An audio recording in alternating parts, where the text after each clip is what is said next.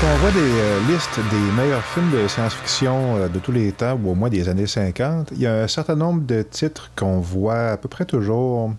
Et il y en a un que j'avais pas vu jusqu'ici, que j'ai finalement regardé, et c'est notre film aujourd'hui, Pourquoi c'est bon, au projet science-fiction.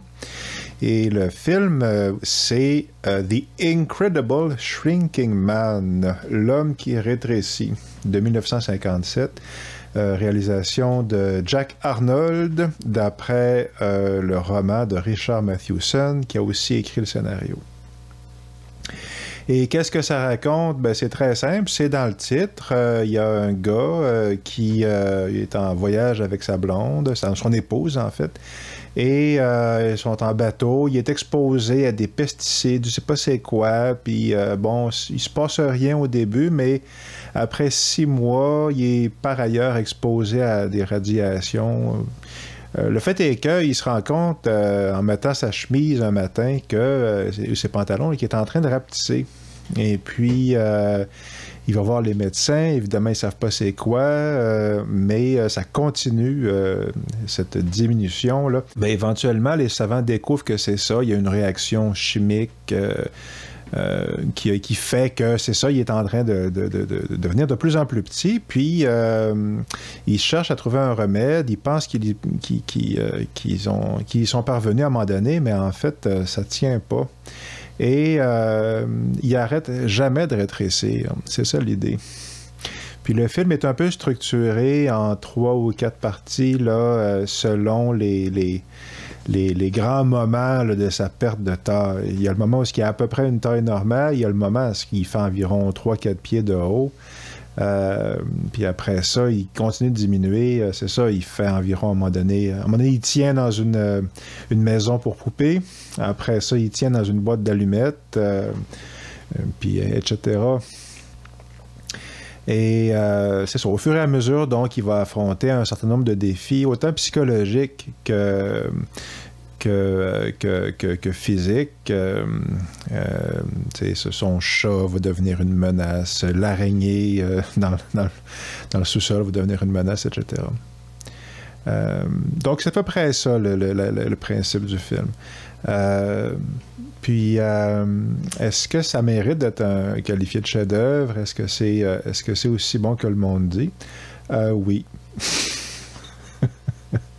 Je suis en train de faire ma propre liste de 10 meilleurs films de science-fiction des années 50, puis je l'ai rajouté.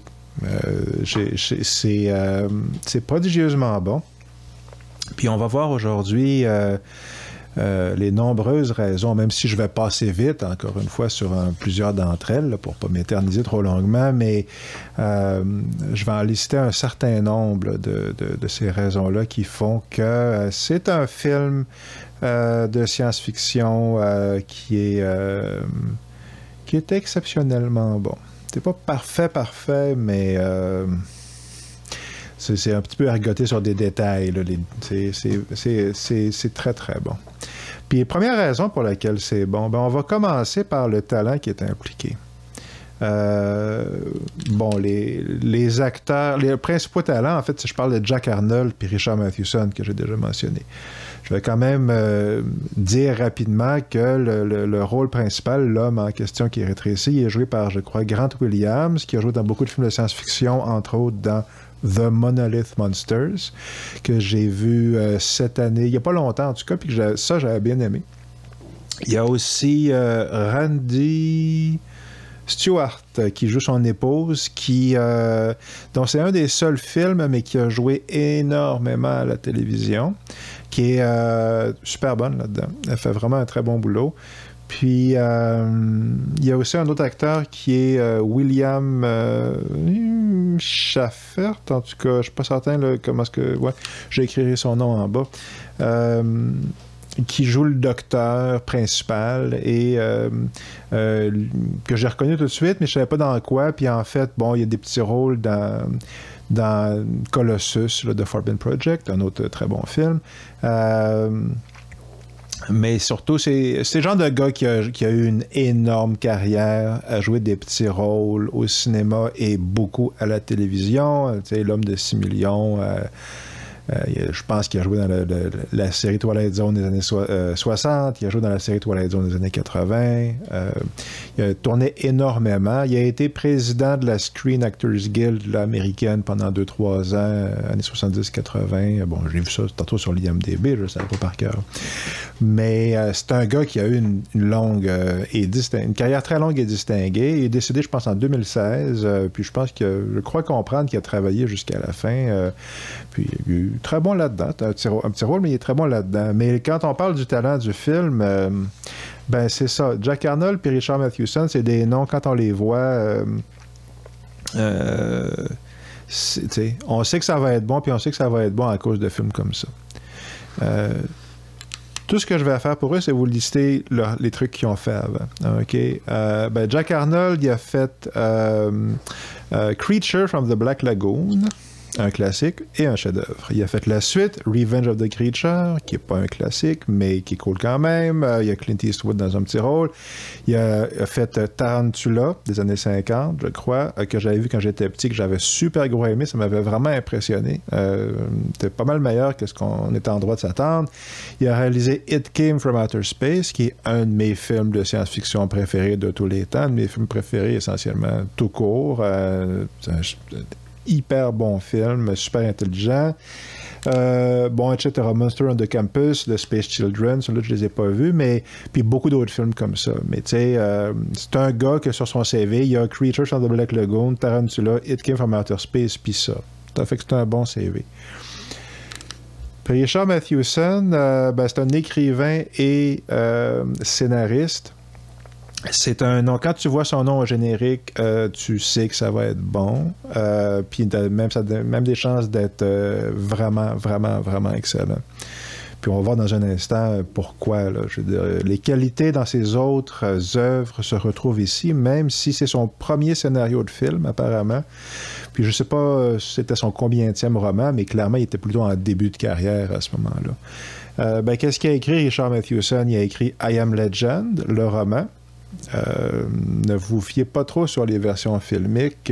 Allez donc. Si vous n'avez pas lu le roman, lisez-les. C'est épatant. C'est tout ce que je dirais aujourd'hui là-dessus. C'est épatant. Il a écrit des épisodes de Twilight Zone très bien connus. Souvent, quand on pense aux meilleurs épisodes de Twilight Zone, c'est aux siens auxquels on pense. Là, je pense en particulier La Madame avec la soucoupe volante et qui atterrit puis son minuscule. Là. Cet épisode-là, je pense que c'est Richard Mathewson qui l'a écrit. Il a écrit un épisode de Star Trek, là, celui avec le capitaine Kirk qui se dédouble, il y a le gentil, il y a le méchant. Ça, c'est lui qui l'a écrit. Il a écrit Somewhere in Time, je ne le savais même pas, mais il a écrit le roman et le scénario avec Christopher Reeve. Très bon film. Fin 70, début 80. Il a écrit Legend of Hell House, film de maison hantée. Je pense que je ne l'ai pas vu, mais qui a joué d'une excellente réputation. Encore une fois, il a fait le scénario puis le roman. Bon, il a écrit les scénarios des deux premiers films de Kolchak, là, The Night Stalker puis The Night Strangler. Donc, si vous étiez amateur de X-Files, ben, vous avez probablement... vous avez peut-être écouté aussi là, ces films-là qui datent des années 70, c'est des téléfilms, mais qui ont beaucoup influencé X-Files, et puis qui sont très, très sympathiques, c'est très cool. C'est le gars qui a écrit Duel, Richard Mathewson. Puis c'est intéressant parce qu'encore une fois, Duel, on va le voir, il y a des points en commun super intéressants au niveau thématique avec Incredible Shrinking Man. Puis évidemment, Duel, film de Spielberg, téléfilm de Spielberg, qui est aussi bon que sa réputation. Il a écrit The Devil Rides Out, le film de la Hammer, possiblement mon film de la Hammer préféré avec Quatermass and the Pit. Super, super, super bon film, basé ici sur un roman de Dennis Wheatley. Bon.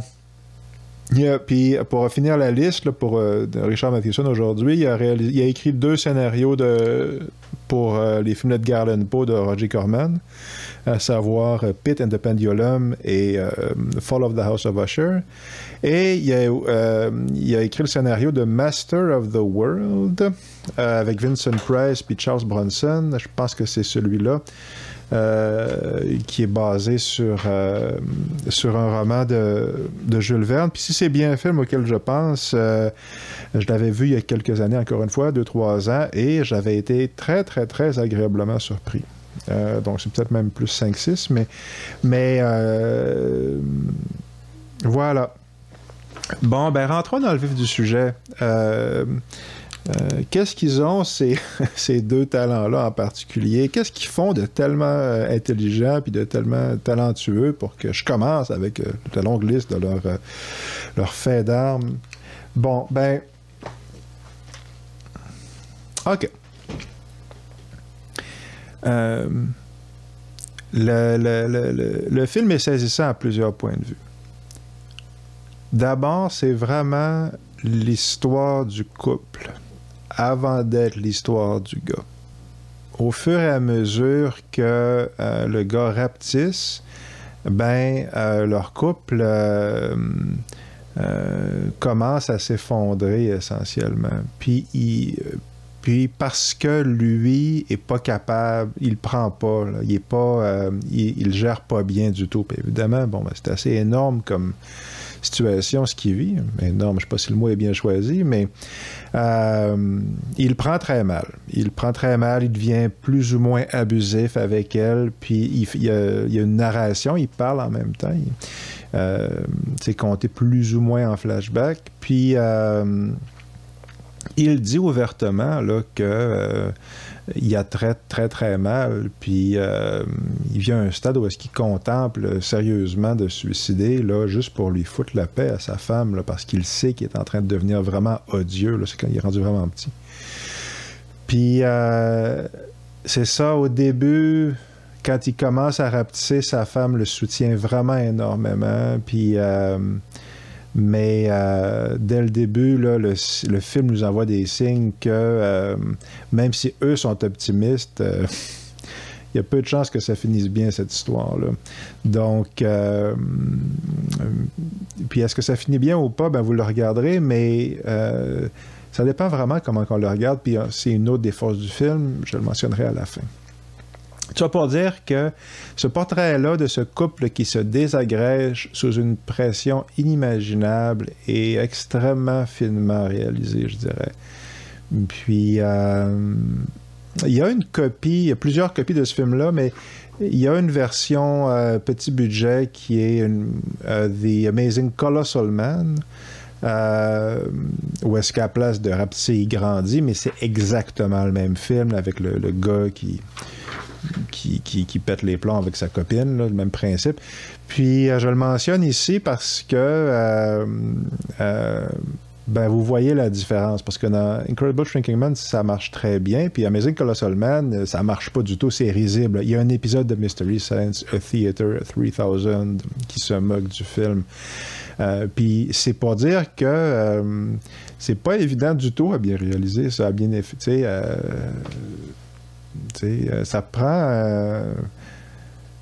ça prend un talent d'observation, puis d'écriture, puis d'exécution réelle pour, c'est ça, pour que ça marche pour vrai, tu sais. Il y a une différence entre dire, OK, les personnages ont du chagrin, puis que toi, t'en ressentes pour vrai. Puis honnêtement, là-dedans, il y a des bouts, tu le ressens. C'est ça. Puis, donc voilà. Puis, quand le gars commence à être vers la fin, dans les derniers 2/3 du film, le gars est tellement petit qu'en fait, il peut plus avoir de communication avec sa copine, puis bon, sa femme, là, puis il arrive un certain nombre de choses qui fait que, bon, finalement, ils sont plus en contact l'un avec l'autre. Mais puis ça devient plus ou moins un film d'aventure à ce moment-là, où est-ce que le personnage va utiliser la ruse et l'astuce là, pour tu sais, OK, il est rendu tellement petit que, bon, il faut qu'il traverse un... C'est ça, comment est-ce qu'il va traverser une crevasse de 2 pouces pour se rendre à une miette de pain pour manger parce qu'il crève de faim. C'est ça. Okay. Qu'est-ce qu'il y a autour de lui pour affronter ces défis-là là, qui auraient été risibles, n'est-ce pas, s'ils avaient été grands, mais maintenant qui sont pour lui des questions de vie ou de mort. Bon, tu vois, pour dire que quand il est rendu là, c'est ça, il y a toute cette série de trucs qui m'ont fait penser à Lara Croft, un petit peu, Tomb Raider, là, où est-ce qu'il y a des casse-têtes, en fait, où est-ce qu'il faut qu'ils disent, OK, bon, j'ai des ciseaux ici, qu'est-ce que je peux possiblement faire? Mais ça marche émotivement, ça marche dramatiquement, ça. Puis ça marche dramatiquement parce que rendu là, ça fait à peu près, c'est ça, les 2 tiers du film, là, que l'histoire est commencée, puis c'est parce qu'on a appris à connaître ces gens-là, puis à les apprécier pour vrai.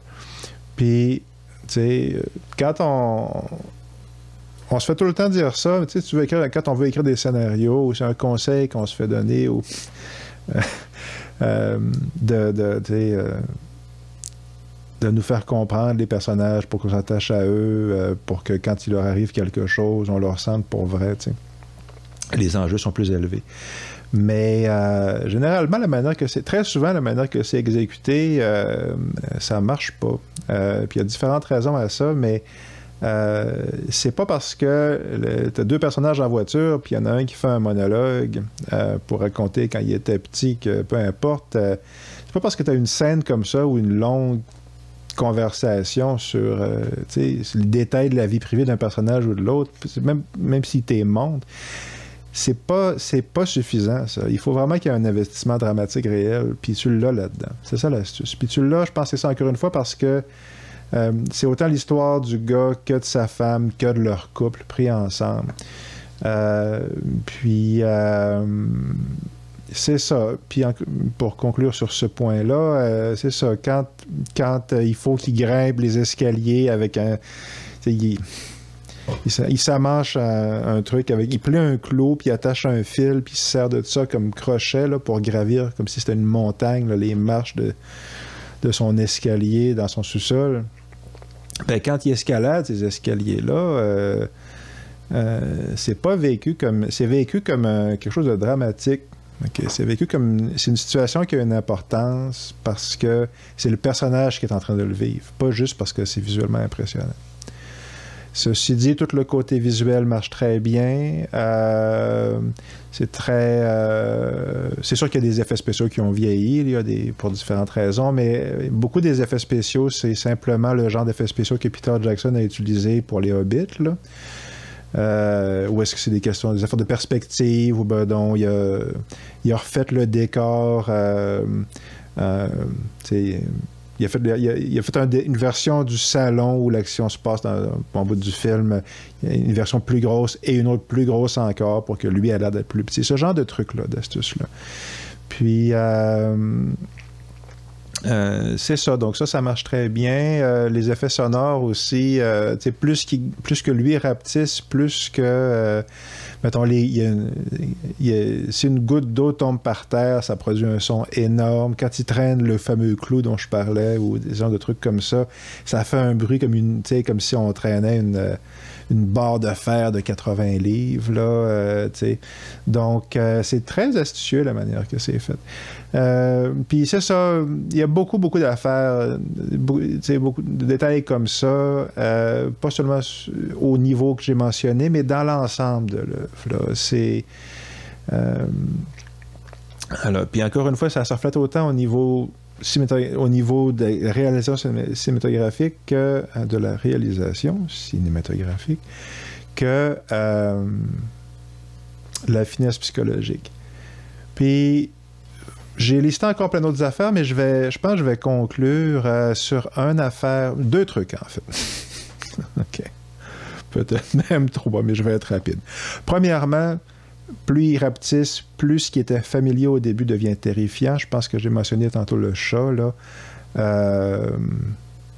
C'est vraiment réussi. C'est vraiment réussi. Puis c'est réussi parce que tu le vois pas venir, en fait. Même si je le savais, là, c'est mis en place de manière tellement bien dosée, sans attirer l'attention là, sur ce qu'il est en train de faire, que C'est ça, les affaires dégénèrent naturellement en quelque part, puis c'est captivant. Ça marche vraiment bien. C'est ça. J'ai mentionné tantôt que il y avait un rapprochement à faire avec Duel, puis c'est parce que ce que le film raconte vraiment, puis j'aurais pu commencer avec ça, de pourquoi c'est bon, parce qu'il y a un côté où est-ce que c'est l'aspect peut-être le plus surprenant du film, ben ça raconte une histoire humaine réelle, ça. Puis c'est l'histoire d'un gars qui perd sa dignité, puis qui la retrouve, puis comment il la retrouve.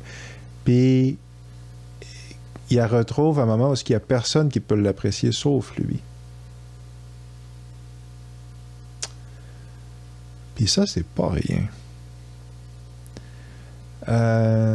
Puis quand je dis qu'il perd sa dignité, c'est pas juste ça, c'est son pouvoir personnel, c'est ça, son estime de lui-même. Puis c'est aussi sa masculinité, j'oserais dire. Puis je me faisais tantôt la réflexion que, ouais, la masculinité, présentement, là, bon, j'enregistre ça en 2023, c'est essentiellement très mal vu, puis il y a d'excellentes raisons à ça. Mais c'est évident que si tout ce que tu as de la masculinité, si tout ce que tu vois, semble-t-il, à tous les jours, c'est ses mauvais côtés, ben tu peux être tenté de dire que tout ce qui est masculin est mal. Puis c'est le discours un peu qu'on a actuellement. À beaucoup d'égards. En tout cas, c'est l'impression que ça donne assez souvent. Mais ici, m'a-t-il semblé, ben c'est en fait un gars qui redécouvre l'aspect positif de sa masculinité, qui est en rapport avec trouver les solutions, puis faire ce qui a besoin d'être fait, puis se débrouiller. Puis, ça, c'est exactement le thème de Duel. Puis, ça m'avait surpris quand je l'avais regardé. Donc, puis si vous le regardez, vous allez peut-être voir qu'est-ce que je veux dire. Donc, Duel se parle. Je veux parler de Duel ici. Donc, voilà. Dernière affaire que j'ai mentionnée sur le film, c'est qu'il y a un côté philosophique qui marche bien, qui est super intéressant. Puis, on voit vraiment que Richard Mathewson est brillant, là. Il est brillant, brillant pour vrai. Puis, ça se remarque dans I Am Legend, le bouquin. Puis ça se voit vraiment ici. Ça se voit dans le fait que le héros passe un tiers du film à utiliser son intelligence pour se sortir du pétrin. C'est vraiment ça qui est mis en scène. Mais ça se voit aussi dans les types de réflexions qu'il met de l'avant à la fin, quand le personnage est seul avec lui-même, puis qu'il voit bien que... Ben, il voit venir le moment où est-ce qu'il va tomber dans le monde subatomique, là. Puis, bon, puis c'est ça, il y a un monologue à la fin où est-ce qu'il parle de Dieu, l'existence, etc. Puis, vraiment, c'est carrément c'est les derniers 2 minutes du film. Puis, c'est pas 100% réussi, là. C'est pas exactement un coup de circuit, là, le monologue. Mais on voit qu'est-ce qu'il essaie de faire. Puis, juste ça, c'est assez. OK. C'est ça, c'est l'histoire d'un gars qui retrouve sa dignité en devenant tellement microscopique qui sombre dans le monde, c'est ça, subatomique, là, quantique ou peu importe. C'est vraiment... C'est fort. Puis, je crois m'être exclamé « Wow » après le film. Donc, voilà pour The Incredible Shrinking Man, un film dont la réputation est amplement méritée. Bon, 2-3 aspects, parce que j'ai mon fameux sujet là, de trame narrative, dont je reviens périodiquement. Puis l'idée, encore une fois, de la trame narrative, c'est que je parle de la trame narrative d'une culture, en fait. Okay, c'est l'idée de comment est-ce qu'on peut voir l'histoire qu'une communauté, qu'une culture se raconte à elle-même. Okay. Parce que je pense qu'on peut utiliser ça pour différentes raisons. Puis, j'ai noté là-dedans que c'est ça, les deux principaux, c'est la science marche et l'armée est bonne et normale. Okay. Puis je ne porte pas de jugement de valeur, je vais juste dire que notre héros a fait l'armée. Puis ça, c'est intéressant parce que justement, dans l'armée, clairement, il était efficace. Okay? Puis en fait, il était dans la marine. Puis il y a une référence subtile à ça à cause... moi, je l'ai trouvé en tout cas parce que quand il fait son fameux crochet avec son clou, là, ben, il fait un nœud. Puis c'est le genre de nœud que tu apprends dans la marine, à mon avis. Là, okay? Bref, peu importe. Je le mentionne là parce que...